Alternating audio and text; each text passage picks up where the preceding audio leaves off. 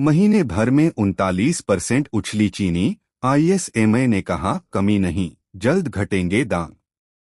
उछाल के पीछे बड़ी वजह सट्टेबाजी। Industry association.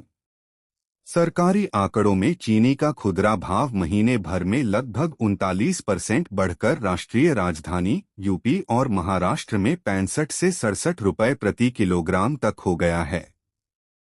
Indian sugar and bioenergy manufacturers association ISMA ने सोमवार को कहा कि देश में चीनी की कोई कमी नहीं है।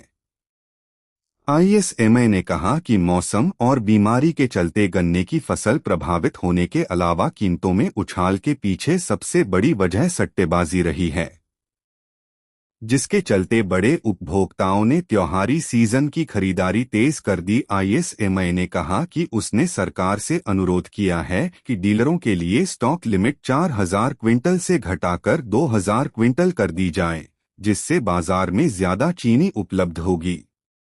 उसने उम्मीद जताई कि बड़े उपभोक्ताओं पर स्टॉक लिमिट लगाने और 10 लाख टन रॉ शुगर के आयात की इजाजत देने जैसे हाल में उठाए गए सरकारी कदमों से दाम जल्द घटेंगे। आईएसएमए प्रेसिडेंट नीरज शिरगावकर ने कहा, देश में चीनी की कोई कमी नहीं है।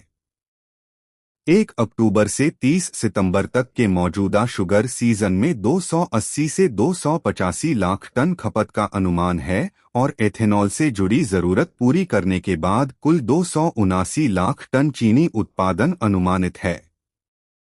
करीब 35 लाख टन भंडार के साथ नए सीजन की शुरुआत होगी। पिछले साल सीजन की शुरुआत 50 लाख टन के भंडार के साथ हुई थी। आगे क्या होगा? शिरगावकर ने कहा, तमिलनाडु और कर्नाटक में चीनी मिलें शुरू हो चुकी हैं। नए सीजन में देश भर में 10 से 15 दिन पहले पेराई शुरू करने की योजना है। इससे अक्टूबर में 10 लाख टन चीनी उत्पादन का अनुमान है, जो आमतौर पर अक्टूबर में 4 लाख टन रहता है।